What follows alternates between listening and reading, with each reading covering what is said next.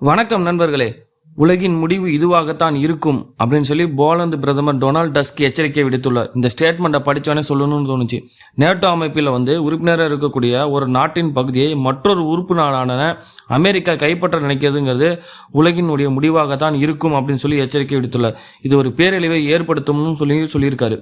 Denmark கிரீன்லாந்துக்கு தேவையான ஆதரவை நாங்கள் போலந்து தருவோம் அப்படிங்கிற ஒரு விஷயத்தையும் பதிவு பண்ணியிருக்காரு. என்னன்னா, இந்த நேட்டோ அமைப்பில் மொத்தம் 32 நாடுகள் உறுப்பினர்களாக இருக்காங்க.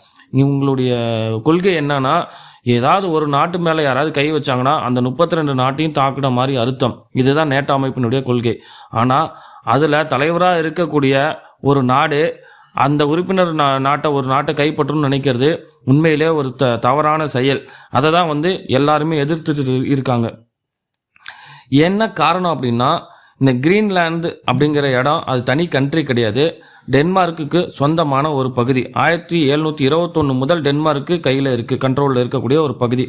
இந்த பகுதியை இப்போ யுஎஸ்ஏ கைப்பற்றணும்னு நினைக்கிறாங்க. யுஎஸ்ஏ மட்டும் இல்லாமல் சைனா, ரஷ்யாவுக்கும் அந்த கிரீன்லாந்து மேலே ஒரு கண் இருக்குது.